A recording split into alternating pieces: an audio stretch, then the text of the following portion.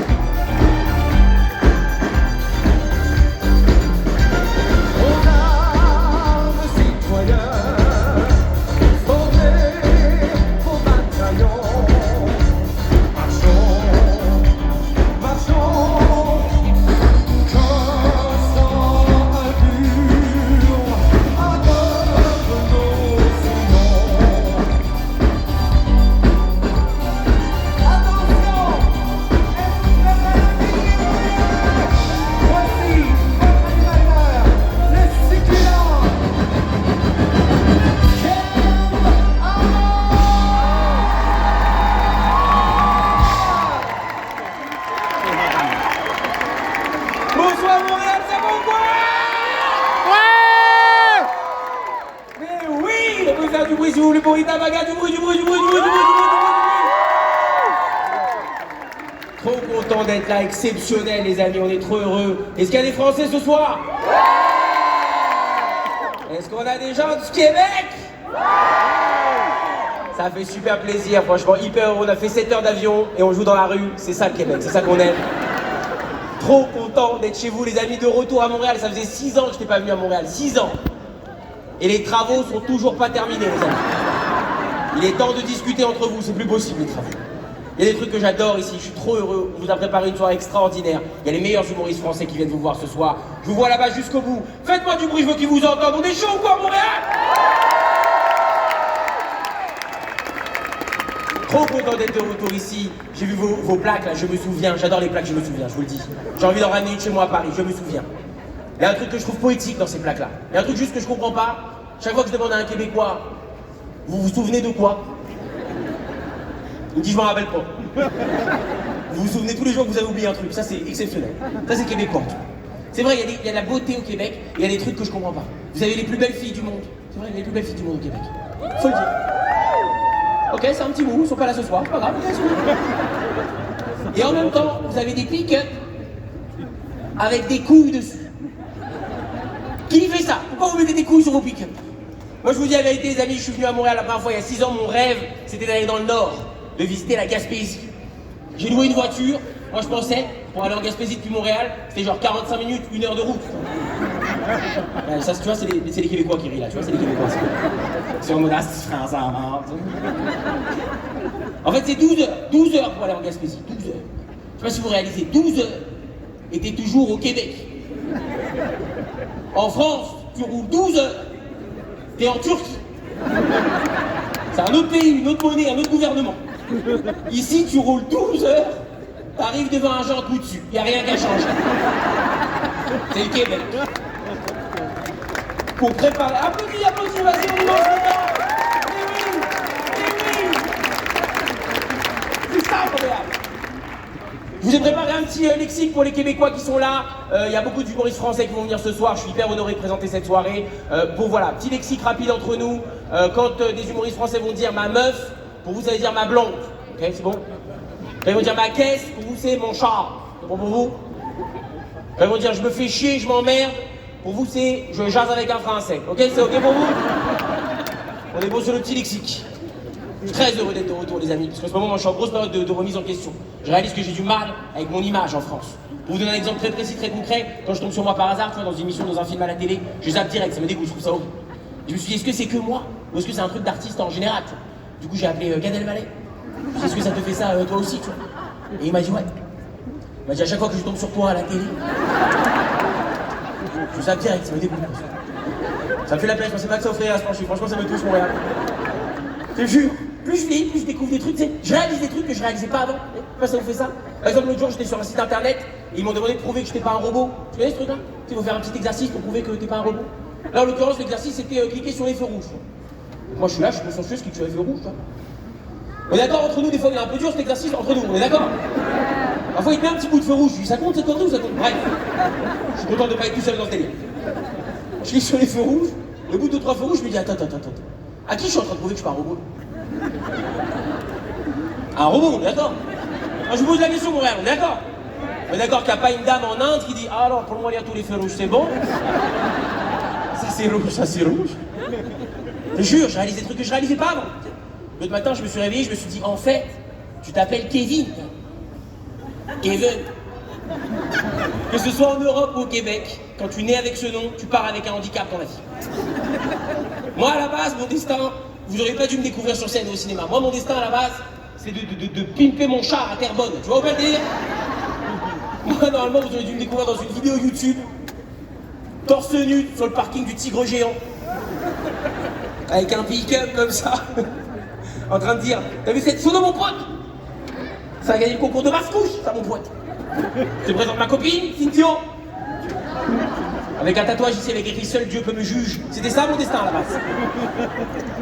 Et je suis heureux d'être avec vous Montréal ce soir. Je suis heureux parce que on vit un truc en live, on est ensemble, on n'est pas sur les téléphones. Faites du bruit putain, on est ensemble ce soir ou pas?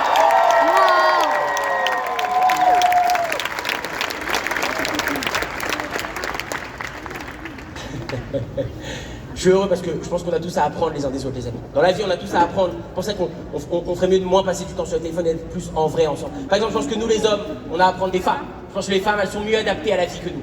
C'est pas de la fausse démagogie que de dire ça, je le crois profondément. Okay, j'ai des exemples. Je sais pas si vous avez déjà vu une femme qui rejoint des copines au resto. Comment c'est beau, comment c'est fluide. On dirait un ballet à l'opéra, je sais pas si vous avez vu. Elle rentre, elle scanne le resto, elle scanne. Paf, les filles sont là, les filles. À la table, elles sont là, Justine. On est là, il y a une ambiance. T'as déjà vu un mec qui rejoint des potes au resto, t'as déjà vu? Il erre dans le restaurant. Il est perdu, on dirait un Québécois dans un bar sans alcool, il sait pas ce qu'il fout là. Et le pire c'est à la table, t'as tous ses potes sur l'arrière, regarde ce con de Gérard, il nous a pas vu, regardez-le. Complètement con Gérard. Parce que mesdames, vous avez une manière de voir la vie qui est extraordinaire. T'as déjà demandé à deux hommes comment ils sont devenus meilleurs amis? T'as déjà demandé? La plupart ils savent pas, demande. Deux meilleurs amis de 20 ans, les gars, vous êtes devenus meilleurs potes comment? Bah lui était là. Moi j'étais là. Il m'a prêté son briquet pour ouvrir ma bière. Et voilà, c'est mon copain quoi, c'est... T'as déjà demandé à deux femmes comment elles sont devenues meilleures amies? Toujours l'histoire elle est incroyable. Souvent ça démarre pareil, souvent ça démarre par... En fait, à la base, on se détestait. Il se passe quelque chose. Parce que mesdames, il y a une connexion entre vous, c'est vrai. Il y a une connexion entre les femmes qui est imbattable, Montréal. D'ailleurs, je l'ai vécu il n'y a pas longtemps à Montréal. J'étais assis en terrasse d'un café, je suis assis. Devant moi, il y a deux femmes. Deux meilleures amies, j'imagine. Ok? J'entends la conversation. Écoute bien la connexion, Montréal. Je vous jure que je ne rajoute ou n'enlève rien de la conversation que j'ai entendue. La première dit à sa meilleure amie, c'est pas qui j'ai croisé dans la rue hier. L'autre lui dit, mais non. Moi, je suis derrière. Je suis en mode, bah il manque l'information principale en fait. C'est pas fini. La meilleure amie, elle enchaîne. Elle dit, mais attends, mais il était pas en couple avec l'autre. Elle fait, Et elle enchaîne. Et en plus, il m'a clairement fait comprendre que... Et l'autre, elle fait, oh le bâtard. Moi, je suis derrière. Je suis en mode, bah elle veut rien dire votre conversation. J'ai rien compris, ça m'a tendu. Et d'ailleurs, je vous le dis, Montréal, ce qui me tord ce soir, c'est que je sens que toutes les femmes qui sont là ce soir, elles ont très bien compris cette conversation.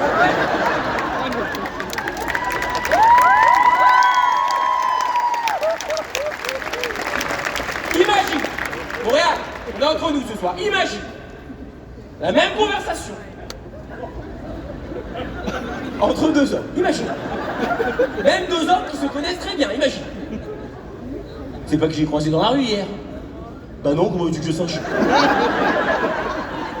Sophie. Sophie, c'est qui Sophie? Sophie, mon ex, avec qui je suis resté 10 ans. Jure, elle s'appelle Sophie. On n'est pas fait pareil. Parce qu'il y a une connexion entre vous, mesdames. J'ai la preuve de ça d'ailleurs, j'ai la preuve. J'ai une amie, elle vit en colocation à Paris avec 4 filles depuis 2 ans. L'autre jour, elle m'a dit un truc, c'est une dinguerie. Elle m'a dit, Kev, ça fait tellement longtemps qu'on vit ensemble avec les filles que nos règles... J'ai rien dit encore. Toutes les femmes m'ont regardé genre, tu as découvert notre secret, saltimbanque. Regarde, tous les mecs qui sont là, c'est quoi le joke? Elles savent c'est quoi la joke. Nos règles se sont coordonnées. Nos périodes menstruelles tombent au même moment. Vous réalisez la folie de ce qu'on est en train de dire? elles sont en wifi de la nature. Jamais été une coloc avec que des mecs. T'as Rémi, il arrive 14h15, putain les mecs je banque, je sais pas ce qui m'arrive. Et t'as Mickaël, moi aussi. Bagarre, allez bagarre. C'est fou. Parce que mesdames, vous êtes plus fortes que nous, c'est vrai. D'ailleurs, je vais vous dire, les femmes sont les plus fortes dans le couple. Ça se voit. D'ailleurs, je vais vous dire, une femme qui dirige son couple, en général, elle a plus besoin de mots pour asseoir son autorité. Vous voyez de quel moment je parle? Oui. Quand elle te contrôle avec les yeux, vous voyez de quel moment je parle? Oui. Je rigole parce que je vois des femmes qui regardent le mec là, tu vois. Le jour, l'autre jour, j'étais avec un ami à moi comme ça, je lui dis, t'es chaud, on va se faire un tennis à 17h. Il m'a dit, mais de ouf. Tennis 17h, toi, moi, quand on va kiffer et tout. Non, je peux pas venir au tennis à 17h. Parce que mesdames, vous avez des trucs dans la tête qu'on n'a pas, c'est la vérité. Par exemple, moi je sors d'une relation longue avec une fille, ok. Il y a pas longtemps, quand j'étais avec elle, un matin on se réveille, elle fait la gueule. Elle est pas contente, elle fait la gueule. La veille on s'est endormi, ça allait. Du coup moi j'y vais tranquille, tu vois, je lui dis, bon, pourquoi tu fais la gueule? Elle me dit, j'ai rêvé. Je lui dis, j'ai rêvé. Toutes les femmes me regardent genre, tu n'es qu'une merde, voilà, c'est ta. J'ai rêvé que tu m'avais trompé. Moi je dis, c'est pas grave, c'est juste un rêve, tu vois. Elle me dit, non, c'est pas juste un rêve. Elle me dit, en général, quand je rêve d'un truc, eh ben ça arrive. Moi je dis, ok, Mesmer, dans ce cas, allons au bout de ton rêve. Dans ton rêve, avec qui je t'ai trompé? Écoute bien la folie de la réponse, elle m'a dit, tu sais très bien. Morel, est-ce qu'on est prêt à démarrer cette soirée? Les amis, je vous entends parler. Je vous ai amené les meilleurs humoristes français, je vous jure que c'est vrai. Tous les artistes qui vont venir sur cette scène cartonnent en France, cartonnent au Québec. Est-ce que vous êtes prêts à les accueillir? Alors pour se chauffer, pour vous mettre en jambe, de devant du premier rang qui est assis les riches, jusque tout au fond les pauvres là-bas. Je vais vous demander, on va faire un grand popolo popo. Popolo popo. Derrière, je vous entends pas. Popolo popo.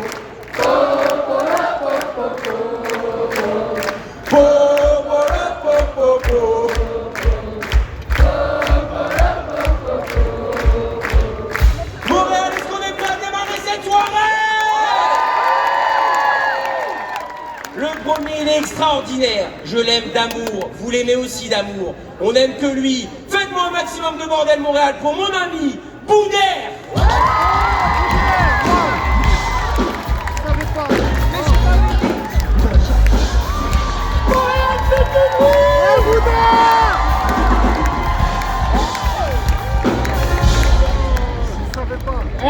Je suis super content. Non mais c'est la deuxième fois que je viens. La première fois que je suis venu, je faisais 1m90. Mais comme je suis venu en hiver, ah bah j'ai bien rapetissé. Merci beaucoup d'être venus nombreux et nombreux. Alors moi j'ai choisi comme thème l'école. Parce qu'on a tous été à l'école. Je vois les têtes à des niveaux différents. Hein? Monsieur, vous êtes allé jusqu'à la porte, comme moi hein? Moi j'étais pas bon à l'école, mais c'est pas que de ma faute. Hein. Parce que je sais pas qui c'est qui fait les réglages chez nous, mais moi, hein, dans ma classe, on était 45. Et à être nul, on était à peu près 45. Moi, j'étais pas tout seul à être nul, j'avais mon pote Jean-Baptiste, hein. Lui aussi, il était nul. Mais nous, on jouait pas beaucoup avec lui parce qu'il était un peu ouf, lui. Tu sais, il était deux dans sa tête, Jean et Baptiste. Et des fois, les deux, ils se battaient entre eux. Ta gueule, Jean, ta gueule, Baptiste. Et lui, il avait que des jeux de fou. Une fois, il est venu, il nous a dit, hé, Boudère, venez, on saute par la fenêtre. Et celui qui reste en vie, il recommence. Dans ma classe, il y avait aussi la belle Stéphanie. Je vous jure comment elle était belle. Elle était belle d'une beauté rare. Parce que déjà, elle était blonde. Et dans mon quartier, c'était rare. Elle était tellement belle, tout le monde voulait sortir avec elle. Tout le monde voulait se marier avec elle. Mais elle voulait sortir avec personne. Une fois, je me rappelle, on la suivait avec mon pote dans la rue. Elle s'est arrêtée d'un coup, elle nous a dit, bon, qu'est-ce qu'il y a? Pourquoi tu me suis? Qu'est-ce que tu veux? Il a dit, Stéphanie, je t'aime, je veux sortir avec toi, je veux devenir ton chéri. Elle a dit, mais ça va pas, non? Hein? Plutôt sortir avec un chien, ouais? Et toi, Boudère, là, qu'est-ce que tu veux? Moi?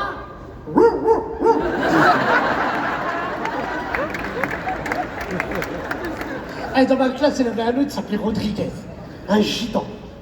Lui, le pauvre, il a redoublé 75 fois. Non, parce que quand il parle, personne ne comprend ce qu'il dit. Tu sais, il parle comme, tu connais les lapins crétins? Pareil. Eh madame, à partir de demain, on va revenir, hein. On comprenait, nous, que quand il chantait, parce que des fois, quand il finissait parler, il chantait comme Kenji Girac. Et dans ma classe, il y avait aussi mon meilleur ami, Abdelkrim. C'est mon meilleur ami, on a fait notre scolarité ensemble, de la maternelle au chômage. Bon, lui, il avait 1 an de plus que moi parce qu'il avait redoublé sa maternelle. Non, parce qu'il ne savait pas faire la sieste. Non, mais c'est pas de sa faute, en fait, c'est de la faute de son père.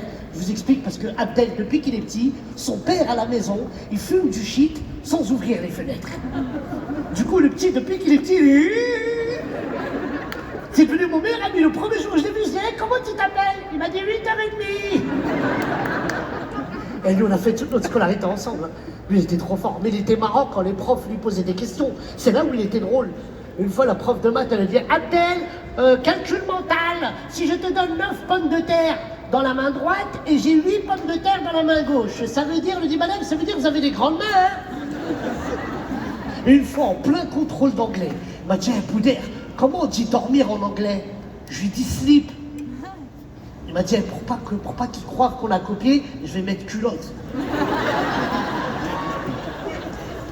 Une fois, la prof de français elle a dit Abdel, conjugaison, si je te dis je suis belle, c'est à quel temps? Elle a dit oh, c'est au passé, ça, madame. Hein. Au passé décomposé, même. Je vous jure, une fois, en plein cours de géographie, le prof, il a dit Abdel, c'est quoi ta ville préférée? Il dit moi, monsieur, j'aime bien Washington. Il a dit ah bon, ben va l'écrire au tableau. Il a dit non, monsieur, je rigole, j'aime bien Paris. Non, mais attendez, nous, on était nuls, d'accord, mais on avait des profs qui étaient encore plus nuls que nous. Hein. Moi, je me rappelle, j'avais un prof d'histoire, c'était un prof qui vannait les élèves, il se moquait de nous. Et même ces vannes, il les écrivait sur le bulletin. Boudère est un enfant sans histoire et sans géographie. Boudère a les capacités d'un cheval de course, mais les résultats d'un âne. Boudère a touché le fond, mais il continue de creuser. Et la seule date qui nous a apprises par cœur, 732. Charles Martel a arrêté les Arabes à Poitiers. Mais bon, vu la classe que j'ai, il y en a qui ont réussi à passer, hein. Mais ça va, hein. Moi, je me rappelle, j'avais une prof, hein. Vous avez tous eu une prof comme celle-là. Elle était tout le temps énervée. Je ne l'ai jamais vue sourire. Jamais de ma vie. Vraiment, dès qu'elle rentrait, elle criait ah. C'était ma prof de maths, Madame Jambon. Bah, déjà, elle s'appelait Madame Jambon, hein. La première semaine, personne ne voulait aller dans sa classe. Hein. Bah, avec des juifs et des musulmans dans ma classe, c'est marrant. Même le proviseur, il nous disait, mais allez en cours de maths. J'ai dit, mais monsieur, madame Jambon, wesh. Il dit, alors? Je dis, bah c'est haram. Mais enfin, vous n'allez pas la manger. Et elle avait tellement de problèmes que quand elle nous donnait un exercice, elle appelait ça des problèmes. Une fois, je me rappelle, elle nous a dit, prenez une feuille et écrivez. Ingrid vend son vélo 150 €. Ingrid vend son vélo 150 €. Mohamed et Souleymane, pur hasard, aimeraient acheter ce vélo, mais ils n'ont que 30 € en poche. Première question, combien faudrait-il à Mohamed et Souleymane pour acheter le vélo d'Ingrid? Deuxième question, n'ayant pas l'argent suffisant, comment cela se fait-il donc que Mohamed et Souleymane soient repartis avec le vélo d'Ingrid? Merci mesdames et messieurs, merci de m'avoir écouté, c'était cool.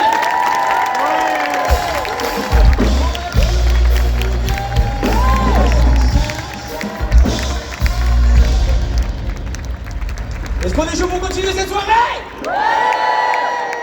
Je suis trop content. Les amis, Montréal, c'est exceptionnel. Je suis content parce qu'on a un vrai mélange de Français et de Québec, tu vois. Ouais. Faites du bruit les gens qui sont pas des Français. Salut à vous, les queues de castor. Faites du bruit les Français. Ce soir, c'est la fête des Français. On pouvait pas faire une fête des Français sans lui. Celui qui arrive maintenant, il est mon meilleur ami, mon amant. Il est aussi ma meuf. Faites-moi un maximum de bruit pour celui qui cartonne tout en France, qui remplit tous les zéniths partout où il va. Du bruit pour celui que vous aimez déjà, Monsieur Jarry.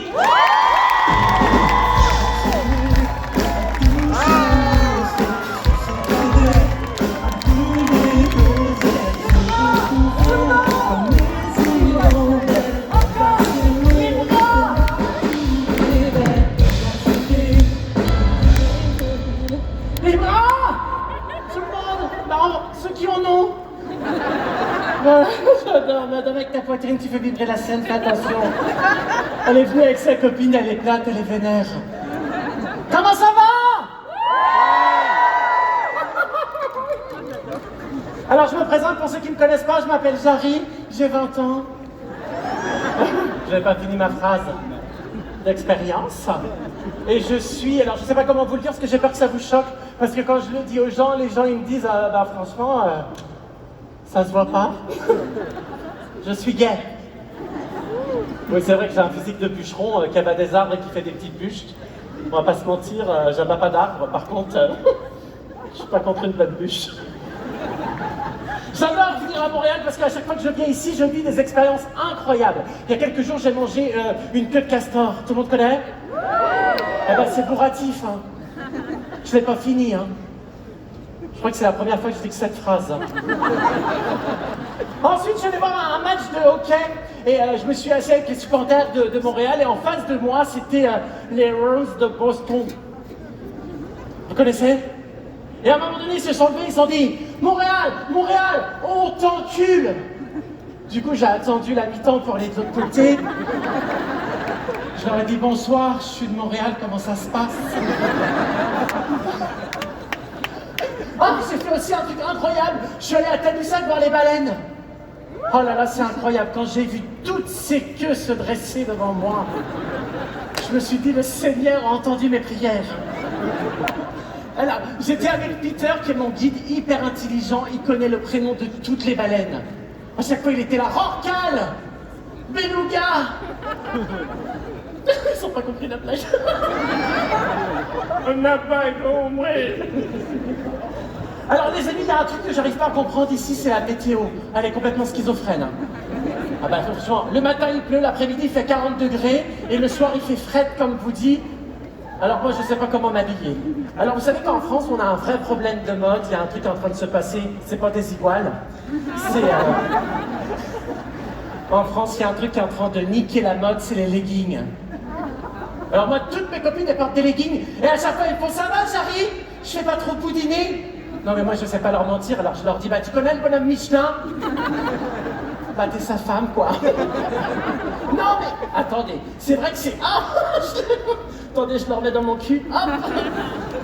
J'ai rien senti.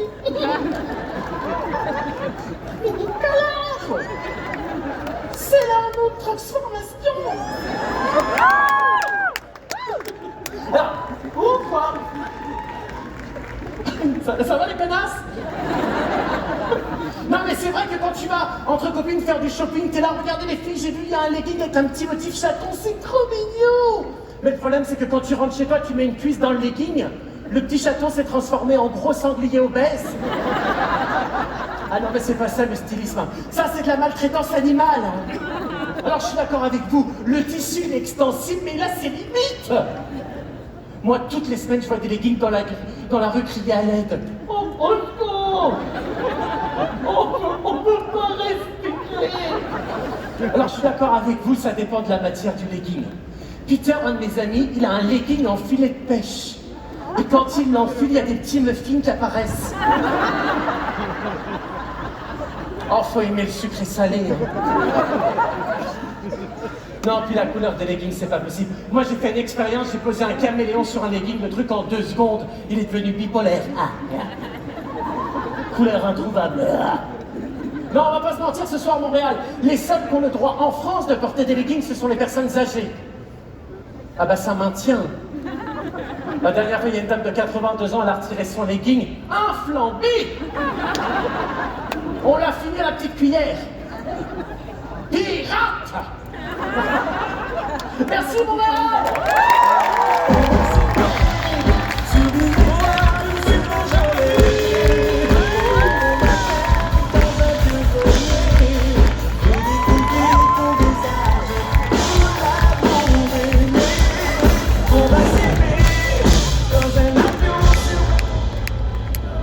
Comment on est? On passe une bonne soirée ou pas?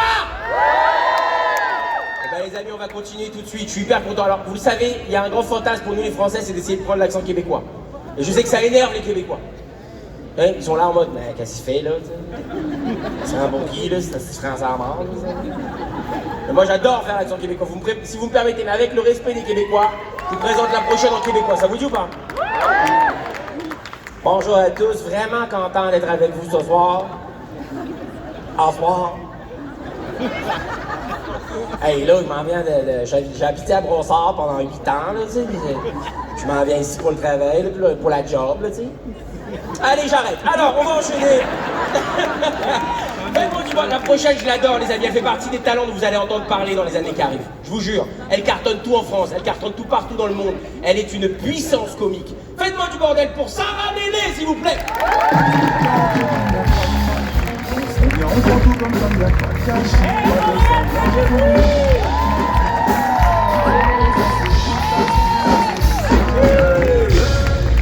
Merci beaucoup. La vérité, je déteste quand ils font l'accent, ces Français, je te jure.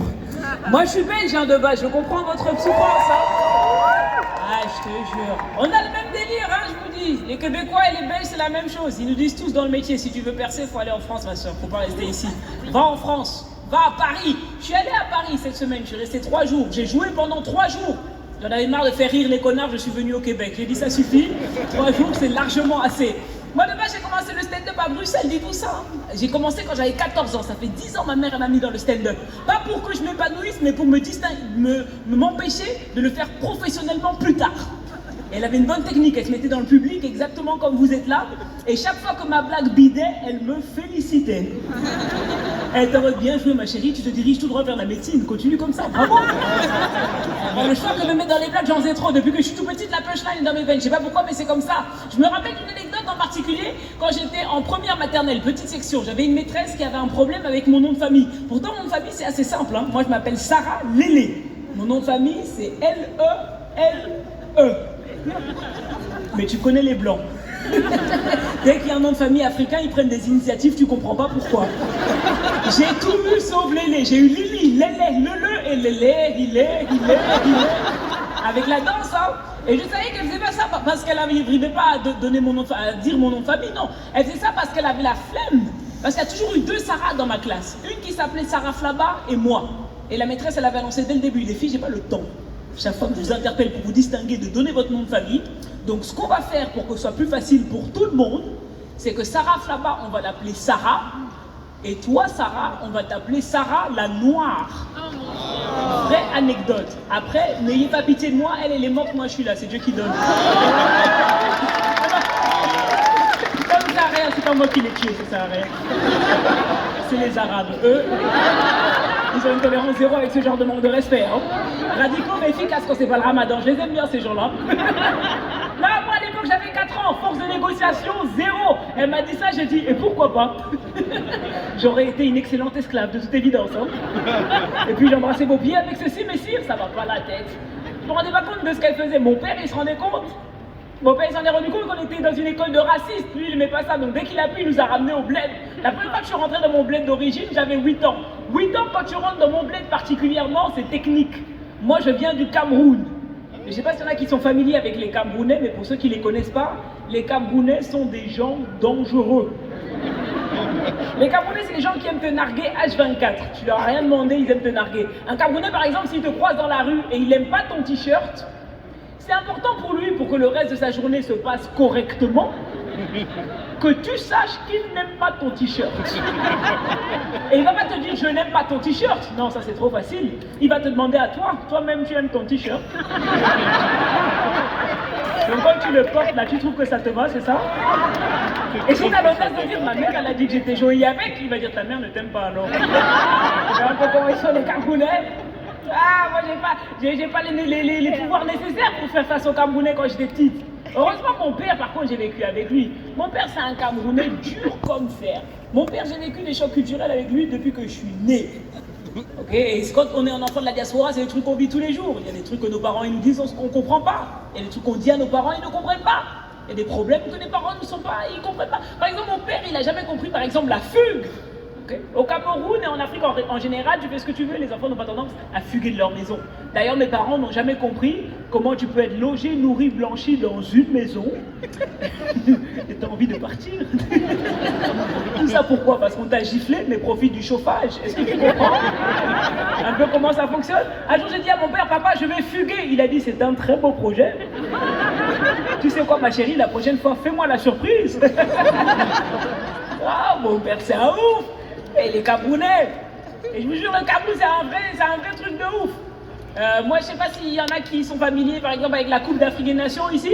Ouais. Okay. Pour ceux qui ne connaissent pas la Coupe d'Afrique des Nations, c'est l'Euro, mais en Afrique. Okay, c'est la Coupe du Monde, mais juste version africaine. Et moi, ce que j'aime bien dans cette compétition, c'est les surnoms des équipes. Vous vous rendez pas compte, mais les surnoms des équipes autour du monde, c'est pas ouf. En Afrique, c'est génial. Il y a des surnoms comme les lions indomptables du Cameroun, les fennecs d'Algérie, les lions de l'Atlas du Maroc, les éléphants de Côte d'Ivoire. Vous avez vu, majoritairement des noms d'animaux. On dirait que l'Afrique joue à Power Rangers Jungle Fury, je suis d'accord avec vous. Mais il y avait une idée derrière, c'était simple, c'était de choisir un animal fort et courageux pour la compétition qui arrive. Force et courage étaient les mots d'ordre. Après, dans tout travail de groupe, il y a toujours quelqu'un qui dérive de la direction artistique. Et ce quelqu'un en Afrique, c'est le Bénin. Comment vous expliquez le pays du Bénin? Si l'Afrique, c'est Poudlard, le Bénin, c'est l'équivalent de Pouf-Souffle. Je ne sais pas s'il y en a qui comprennent mon langage. C'est des gens, personne ne sait pourquoi ils sont là, personne. Mais ils font de la magie noire. Donc jamais tourner le dos, toujours regarder droit dans les yeux. Eux, ils sont des gens très dangereux. Eux, on leur a laissé beaucoup trop de temps pour choisir un animal. Hein. De tous les animaux possibles et imaginables, eux, ils ont choisi les écureuils du Bénin. Alors, clairement, je sens, il y en a qui ne comprennent pas. Il n'y a pas un seul écureuil au Bénin. C'est pas son habitat naturel. Encore aujourd'hui, l'homosexualité est illégale au Bénin et ils ont réussi à choisir le seul animal sur cette planète qui bouffe des glands toute la journée. C'est les Béninois. Merci à Philippe à Montréal.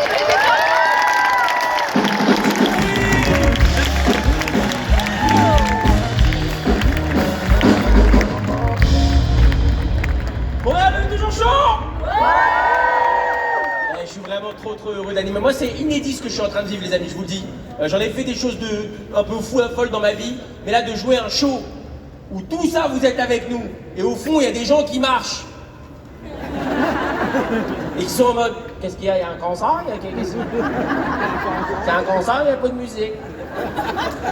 Ils savent plus quoi faire de cette époque, ici. Est-ce que vous êtes prêts à accueillir le prochain? Il est déjà une superstar en France, il joue dans des films, il joue dans les plus grandes scènes. Je suis hyper heureux qu'il soit avec nous ce soir. Il représente aussi l'humour français et cette époque exceptionnelle des humoristes. Du bruit pour mon poteau, Hakim Djemili.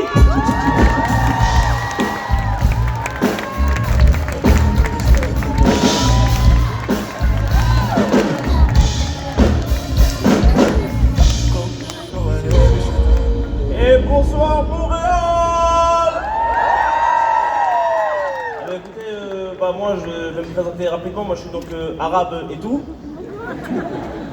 Voilà, moi je suis issu de la 3e génération d'immigrés en France, donc il y en a eu 2 avant la mienne, il y a eu mes grands-parents dans un premier temps, qui à l'époque ont été incités, on va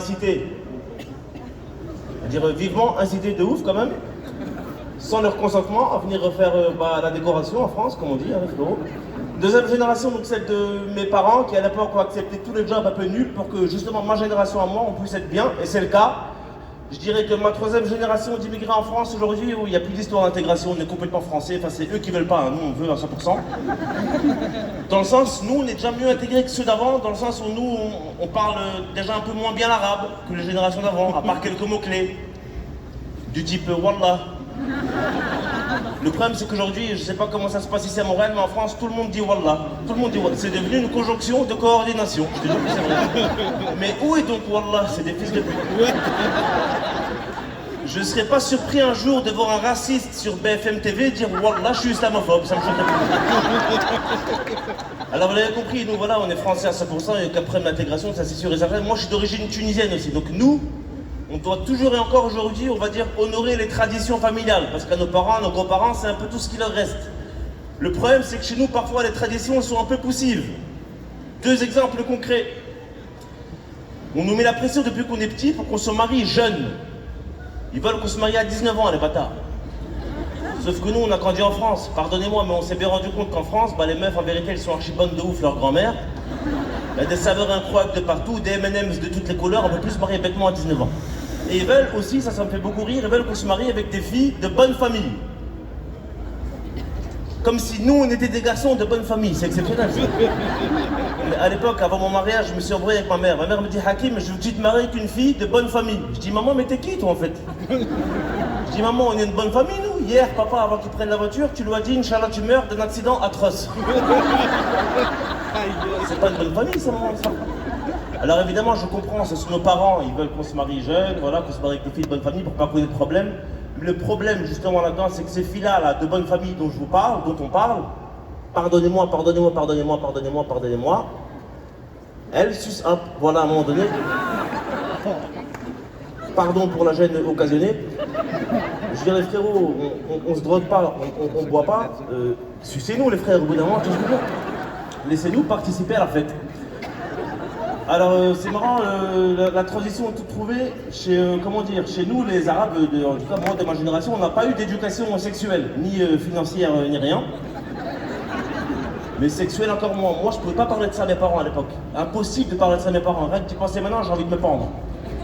J'avais des potes à moi blancs qui le faisaient, en vérité avec du recul, je trouve ça normal d'en parler à ses enfants, c'est normal. Mais il y en a qui le faisaient le cœur un peu trop léger. On était en 5e au collège, tu vois, 12-13 ans. J'avais des potes à moi, ils venaient me voir lundi, ils me disent tiens Hakim, trop marrant, ce week-end j'étais chez moi, je vais dans mon salon, je vois mes parents en train de ken. Comment ça, trop marrant, frère?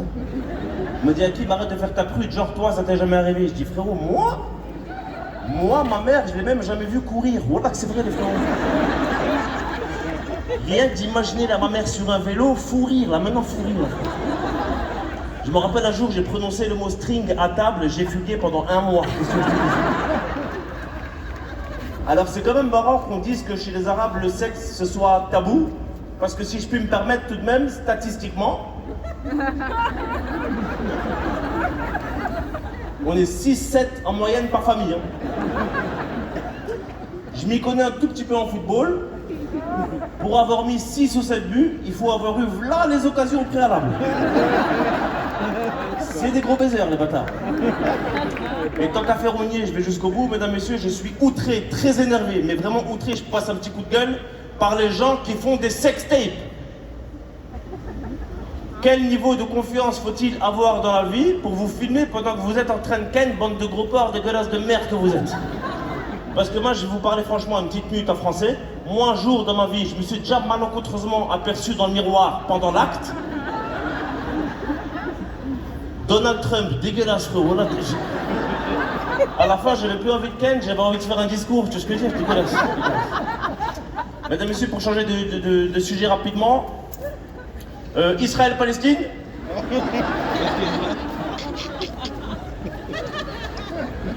Ce serait pas un peu marrant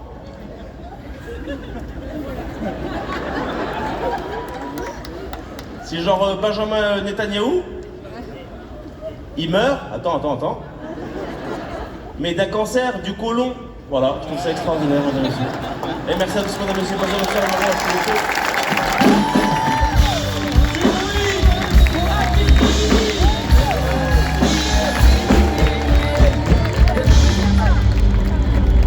On passe toujours une bonne soirée? Hey, là, moi aussi, vraiment content d'être avec vous. Hey, les amis, on fête ce soir les Français. Et je voulais vous parler un petit peu des Français 2 secondes, parce que les Français, on est un peuple quand même un peu à part. Il faut le dire. Hein. Les Québécois, ils le savent. On est un peuple à part. Je voulais en parler 2 secondes. Par exemple, il y a une lâcheté française dont on ne parle pas suffisamment. Je m'inclus dedans. Je vous donne un exemple de la lâcheté française. T'es Français, t'es en train de... Tu cherches une place pour ta voiture. Tu cherches une place. Okay, là, il y a un monsieur, il est dans sa voiture, il est sur le point de quitter la place. Mais il traîne un peu. T'as vu comment on est en tant que Français? T'as vu comment on monte vite? T'as vu? On est là. Vas-y, bouge ton cul, là, dépêche-toi, vas-y, bouge ton cul, là, tu fais chier, tout le monde attend, là, tu fais chier. Vas-y, casse les couilles, bouge ton cul avec ta caisse de merde, vas-y, dépêche-toi, là. Ça, c'est ce qu'on dit fenêtre fermée. C'est ça que j'appelle la lâcheté française. T'as vu comment on se transforme en tant que Français quand la fenêtre elle s'ouvre, t'as vu? La fenêtre elle s'ouvre, on est là. Vous partez? J'attends. Prenez votre temps. Le mot petit, par exemple, en France, il veut pas dire petit. En France métropolitaine, un gars il vient te voir et dit je peux te demander un petit service, c'est une galère. T'arrives au bureau, tu dis il est pas là Bruno? Et non, Bruno, il a eu un petit souci de santé. Il est mort, Bruno. Tu reverras jamais Bruno. Ta femme, elle rentre, elle dit, j'ai eu un petit accro avec ma voiture. La voiture, elle est comme Bruno, elle est morte, terminée. C'est comme les Français à l'étranger, on fait aucun effort sur les langues. Les Français qui vivent ici, ça va. Mais t'as vu les Français à l'étranger, t'as déjà vu les Français en Espagne comment ils sont? Aucun effort. Un coca. Un coca, par favor. Ils inventent des mots. Comme glaçoun, glaçoun. You have glaçoun or you have not. Ils mélangent les langues. T'as jamais vu les Français de France quand ils essaient de parler anglais? Il y a des mots qu'ils ne maîtrisent pas. Ils s'en battent les couilles. Ils les disent, mais avec l'accent anglais. T'as vu ou pas? Excuse me, can I have a for a chat? Can I have? Bon, allez, est-ce qu'on est prêts à continuer cette soirée? Le prochain, je l'adore. Il nous fait rire depuis des années. Du bruit pour Alex Vizorek.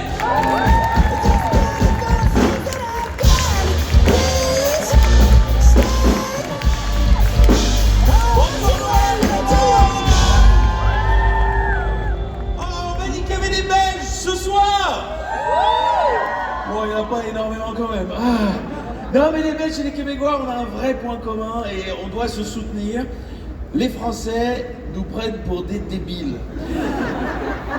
Si, je vous le dis, parce que c'est vrai pour nous, c'est vrai pour vous. Et vous, vous avez une grande chance, c'est que vous habitez très loin de chez eux. Et nous, on habite vraiment très près.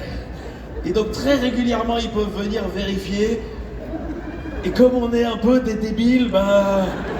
ça s'arrange pas, mais non, mais moi je suis très fier, tellement content d'être belge. J'ai envie de vous parler de mes grands-mères parce que je crois que ça raconte quelque chose sur ma belgitude. Et moi j'ai deux grands-mères, j'ai une relation formidable. Elles m'ont apporté par leurs différences tellement de choses. J'ai une grand-mère wallonne et une grand-mère flamande. Et ça, il n'y a qu'un Coréen qui peut vraiment comprendre la force de la double éducation. Et elles ont encore une différence, mais je leur dois tellement grâce à ça, différence sociale. Il y a une des grand-mères qui était très aisée, gagnait beaucoup d'argent, et l'autre que j'ai vu faire des ménages jusqu'à ses 70 ans pour pouvoir arrondir sa petite pension, sa petite retraite et gâter ses enfants, ses petits-enfants. Et moi j'étais le premier petit enfant et à Noël, je recevais une enveloppe. Je recevais une enveloppe, mais pas la même de chacune. Ma grand-mère Mimi, la wallonne, la moins aisée, elle me donnait 10 euros. Et dans l'enveloppe de ma grand-mère, grand-mamie, il y avait 50 euros. Et moi, j'ai toujours tout mis ensemble. 60 euros, c'était le cadeau de mes grand-mères. C'est un beau cadeau, 60 euros. Au début de l'euro, on pouvait acheter beaucoup de choses. Mais je sentais qu'il y avait peut-être moyen de faire monter un peu la somme en jouant sur l'opposition des deux.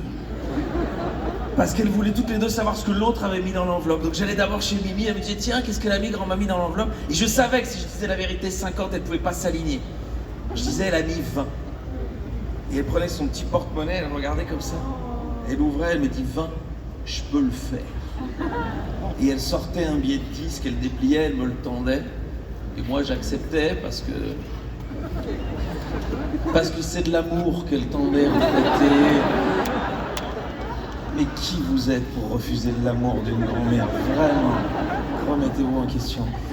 Et puis j'allais de l'autre côté chez grand-mamie et elle me disait qu'est-ce qu'elle a mis Mimi dans l'enveloppe. Et les riches, ils ont moins de rapport aux grosses sommes. Donc j'avais une autre technique. Je disais c'est incroyable, Mimi elle a été hyper généreuse cette année. Elle a mis 50 euros comme toi. Et ce comme toi lui retournait l'estomac. Et ça l'énervait, elle criait, mais c'est pas possible, je peux quand même pas mettre la même chose que Mimi. Je dis, mais je suis bien d'accord. Et elle courait dans le salon, elle arrachait un tableau d'un primitif flamand qui valait une fortune. Il y avait un coffre, elle ouvrait le coffre, elle déplaçait 2 lingots d'or, elle prenait des bifetons. Elle attrapait le premier, elle dit, voilà, cette année, je te donne 55 euros. Ouais, ben les riches, ils sont pas riches pour rien. Et moi j'étais content parce que j'étais passé de 60 à 75, j'avais bien augmenté et surtout j'étais content parce que j'avais arnaqué les deux. Je sais ce que vous pensez, bien sûr que j'avais beaucoup plus arnaqué la pauvre que la riche. Mon petit côté macroniste, mais... J'aime bien glisser une blague de gauche de temps en temps dans le spectacle. Oui, pardon, alors, l'Amérique du Nord, la gauche, comment vous expliquer Non, mais je suis content de parler de mes grands-mères, je le fais avec tendresse parce que bah, c'est la vie, hein, l'histoire des enveloppes, elle a 25 ans et aujourd'hui, j'ai plus qu'une des deux grand-mères. Malheureusement, c'est Mimi, mais... Non, mais elle a un début de Alzheimer, alors à Noël, je vais la voir 5 fois. Et on les a, les 50, mais... Non, mais elle a 97 ans, ma grand-mère. J'essaie d'aller la voir quand je peux. Et j'essaie de prendre l'après-midi. J'ai une tradition, je viens systématiquement avec un DVD d'un concert du rappeur Booba. Et je l'oblige à regarder avec moi jusqu'au bout. Parce que quand moi j'étais petit, elle m'obligeait à regarder avec elle jusqu'au bout. La chance aux chansons. Et pour les Québécois, c'est les diables du midi. Et donc, je pense qu'il faut toujours payer pour ce qu'on a fait de mal dans sa vie. Et après, on descend à la cantine et quand on arrive à la cantine, parfois l'été, il y a des activités. Elle est chouette, sa maison de retraite. Et j'arrive toujours le premier à la cantine, parce que c'est vrai que sur 100 mètres, je la fume quand même. Et donc, je vois l'activité en premier. Et l'été dernier, il y avait un glacier. C'était venu avec de la glace. Je me retourne, je dis, Mimi, dépêche-toi, il y a de la glace. Et il me dit, ah, je suis contente. Et je lui dis, qu'est-ce que tu veux? Je vais te chercher le parfum que tu veux. Et elle dit, j'hésite. Je dis, mais pourquoi t'hésites? Et elle se penche comme ça dans mon oreille et elle me dit, j'aimerais tellement prendre de la glace. Et si j'en prends, je dis rien à ma maman. Et j'écoute, ça serait très étonnant. Quelle est l'info, vraiment? Et si elle lâche tout couvre, elle me dit, super. Alors j'ai été chercher chocolat pistache, j'en ai foutu partout. Et puis après, arrive l'addition. Et je mets ma main sur l'addition, je dis, c'est pour moi, c'est moi. Et elle me dit, c'est grand-mère, elle me dit, tu veux pas que je paye? Je dis, mais t'as tellement fait pour moi, je suis très content de payer. Et je lui dis, je sais pas si elle se rend compte de ce qui m'arrive, je lui dis, tu sais, ça va bien pour moi aujourd'hui. Et elle m'a regardé, elle m'a dit, c'est vrai, je sais que ça va bien pour toi. Parce que t'as quand même eu 5 fois Noël. Merci Montréal, c'est tout pour moi!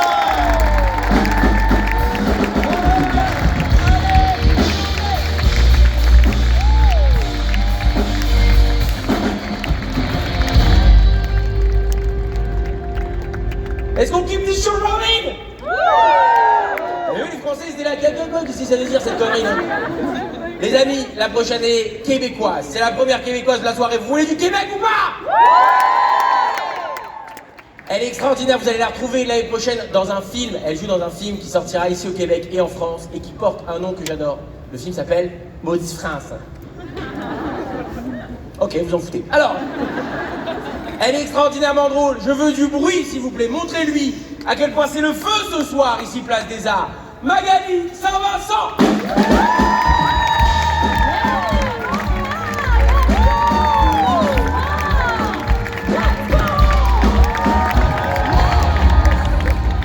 Bonsoir Montréal, bonsoir les Français. Très contente de vous voir. Mon nom est Magali Saint-Vincent. Pour les Québécois, je suis l'humoriste qui ressemble le plus à Pierre-Luc Funk. Allez chier. Très contente d'être ici ce soir devant les Français. Où sont-ils, les Français, par applaudissement ce soir? Ouais. Génial! C'est vrai! Toi, avec la casquette juste là, t'es Français? Wow! Puis on n'a jamais couché ensemble? Surprenant. Ça doit être un oubli de ma part. Non, moi j'ai eu une bonne phase de fille du roi, là. Je me suis laissé faire prendre la Bastille quelques fois quand même. J'adore les Français. J'adore les Français au lit. Vous êtes tellement différents des Québécois. Vous avez une petite phrase, les Français, qu'aucun Québécois m'a jamais dit au lit. À chaque fois que j'ai couché avec un Français, à un moment donné, il va me chuchoter à l'oreille. Alors, tu la sens bien? Tu la sens bien, dit. Puis moi, à chaque fois, je suis comme, ben, Chris, fais-toi confiance. Es-tu tombé dans le lit? Ou tu commençais à shaker couverte, commençais à trouver? Oh non, je les adore. Il n'y a jamais un Québécois fait en érable qui m'a dit cette phrase-là. Je suis très contente d'être devant vous ce soir. Ça me donne un petit break. Moi, j'ai 2 babies à la maison. Ouais, 2 baby boomers. Ils sont vraiment cute, les baby boomers. Hein? Les baby boomers sont, on va te le dire, sont de moins en moins baby. Ils sont de plus en plus boomers. Il y en a même qui attendent qu'ils soient juste meurs. Non, moi, si je les aime, mes deux baby boomers à la maison, c'est mes deux parents. Ma mère est dans une phase où elle pleure beaucoup. Ma mère, ce qui l'a fait le plus pleurer, c'est quand mon frère et moi, on pense à s'appeler. Elle a l'impression d'avoir réussi sa parentalité. Et quand vous vous êtes appelés, puis c'était pas la fête à personne, là, vous avez juste pensé à vous appeler. Oh ben là, je suis contente. Là, je suis contente. Puis mon frère puis moi, on est comme, yo, madame, on s'est appelé pour parler dans ton dos.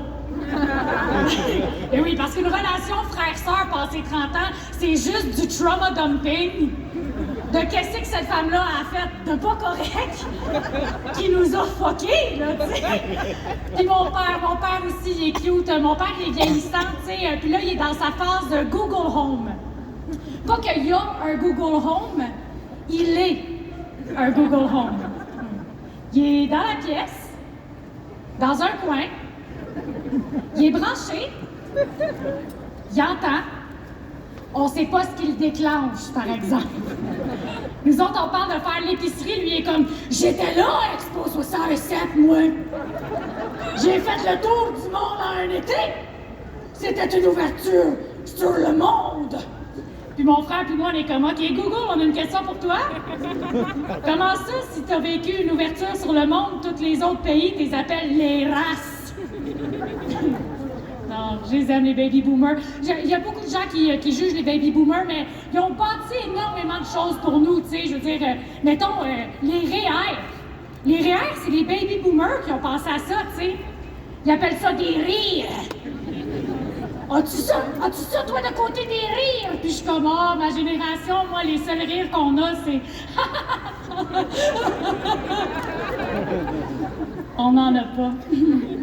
J'ai hâte d'être une boomer, moi, j'ai vraiment hâte d'être une boomer. De me préparer, là, tu sais, pour aller rejoindre mes chums de femmes, puis de me coiffer le toupette, puis jamais le derrière de la tête. Les boomers sont-tu belles, sont maquillées, ils ont leur petite mèche mauve ici. Ici, alitée depuis 5 mois. J'ai tellement hâte d'aller souper avec mes chums de femmes au restaurant à 4h15 de l'après-midi. Avec toute une petite couleur attitrée, là. Moi, ça va être rouge, rouge, Manon, jaune, jaune, Paulette, jaune, jaune, Yvette, verte, verte. Comme des petites Spice Girls qui digèrent pas les épices, là. Des Power Rangers qui ont mal au ménisque. Ah non, j'ai hâte d'avoir une amie, là, tu sais, Chantal. Ça fait 35 ans qu'on est amis. Dès qu'elle s'en va du restaurant, je l'haïs.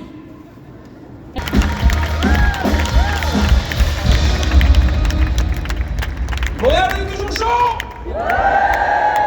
On est d'accord, juste, il y a un feu d'artifice là, on est d'accord? Parce que je leur ai dit derrière, j'ai dit, il y a un feu d'artifice là? Ils ont dit, on sait pas. Peut-être ça, peut-être autre chose. Qu'est-ce que c'est que ce suspense horrible? C'est un feu d'artifice là, on est d'accord? Oui. Bah trop cool, il y a un feu d'artifice. Ah, moi ça me rend heureux, mais alors j'ai jamais vu un public qui s'en bat les couilles à ce point, c'est incroyable. Que des gens qui sont là, hey, c'est tous les jours, c'est... Est-ce que vous voulez continuer ce spectacle? Le prochain, il est extraordinaire, il a conquis la France, il a conquis le Québec, il a conquis le monde entier. On va faire un petit moment musical, ça vous dit un petit moment musical? Ça vous dit dessus? Eh ben c'est parti, faites-moi un maximum de bruit pour celui qu'on adore tous, Monsieur Michael Gregorio. Bonsoir Montréal! Ça va? Ça va moi aussi. Allez, un peu de jazz, fini de rigoler. J'aimerais dédier cette chanson à ma blonde. Enfin mon ex-blonde, voilà, on vient juste de se séparer il y a quelques années, voilà. Mais ça va, je vais bien, je suis passé à autre chose, et puis la France est en finale de la Coupe du Monde. Ouais, la petite finale, mais ça va, je vais bien, je suis passé à autre chose. Alors cette chanson s'appelle Moonlight in Vermont, c'est un standard de jazz, et puis voilà, j'avais l'habitude de chanter cette chanson avec ma blonde, tous les deux en duo et en amoureux, voilà. Et puis, mais maintenant ça va bien, je suis passé à autre chose et je suis enfin prêt pour vous chanter cette chanson tout seul, sans elle. Voilà donc mon interprétation solo de Moonlight in Vermont, tout seul, sans elle. Pennies in the street, fallen leaves, just sycamore.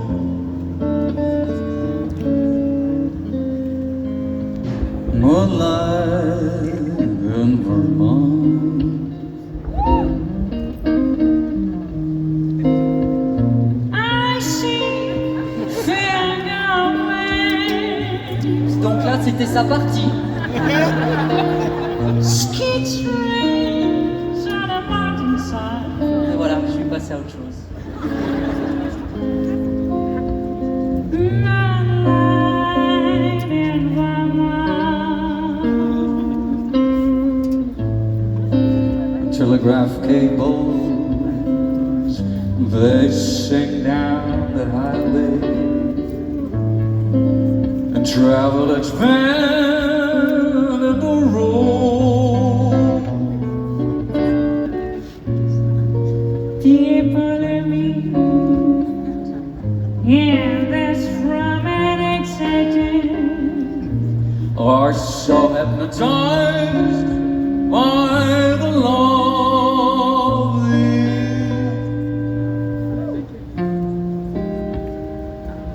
Moonlight in Vermont.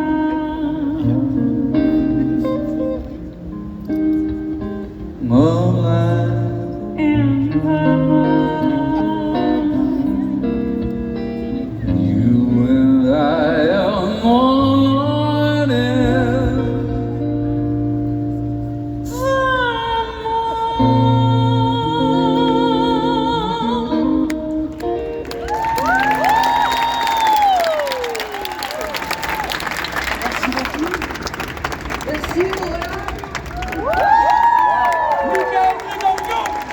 Mickaël, c'était super, mais c'est très beau, vraiment très beau.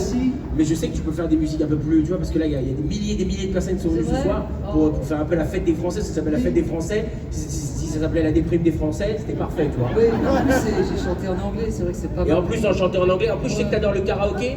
Oui. Est-ce qu'on fait pas un karaoké géant Ouais, avec les gens, on tu vois? pourrait faire un petit karaoké géant, bien sûr. Genre, on peut faire une chanson plus d'ici, tu vois, une chanson Un plus... son, un truc je sais pas, un Céline, franco-québécois. un truc franco-québécois, genre un Jean-Jacques Goldman, Céline Dion, tu Céline vois. Dion, ben alors je fais pas, je fais Jean-Jacques Goldman. Ça vous dit? Mais qui va faire ma Céline Dion? Qui va faire ta Céline Dion? Il y a quelqu'un qui veut chanter avec moi? Levez la main les chanteurs. Bah, si on peut faire venir quelqu'un qui... Qui sait chanter? Vous savez chanter, mademoiselle? C'est vrai? Venez. Oui. Bah venez, Venez, on bien sûr. encourage. Vous vous appelez comment? Excusez-moi, vous vous appelez comment? Elle en a rien à Elle foutre. me calcule pas du tout. J'ai jamais vu. Bah Écoute-moi, non, pas du tout. je te jure, j'ai l'impression que c'est moi en train de draguer en boîte à Montréal. Vous appelez comment?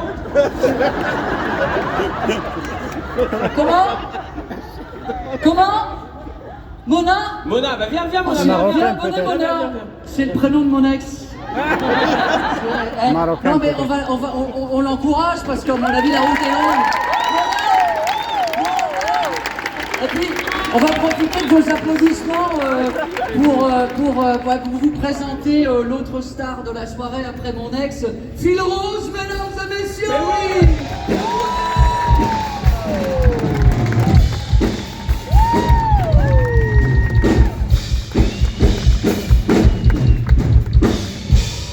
Salut Mona, comment ça va? Bah ouais, t'es française ou québécoise? Québécoise de où? De Montréal? De Montréal, parfait. Hey, là, moi aussi. Je te crois. Ça fait bien plaisir. Oui, il me fait bien l'accent ou pas? Comment chier, il a dit? Bah vas-y, go, alors tu fais Céline Dion. Et toi, tu fais Jean-Jacques? Moi je fais Jean-Jacques. Tu veux faire un petit essai de micro? Un petit essai 1, 2, 1, 2? 1, 2, 1, 2. 1, 2, 1, 2, ok, très bien. 1, 2, 1, 2. 1, 2. Ouais, c'est bon, tu l'as bien. Parfait, bah c'est parti. Bah, hey, les amis, On va afficher les paroles, tout le monde chante. Jusqu'au bout, tout le monde chante. Les paroles vont s'afficher là, c'est vrai qu'on n'a pas annoncé la chanson. On va t'imposer la chanson, chérie. Je suis prête. Et t'es prête? Je suis prête. Prête? Ok, très bien. Super, et ben c'est parti. Un maximum de bruit pour Mickaël, ça vous va être long? Il nous restait 7 minutes aussi.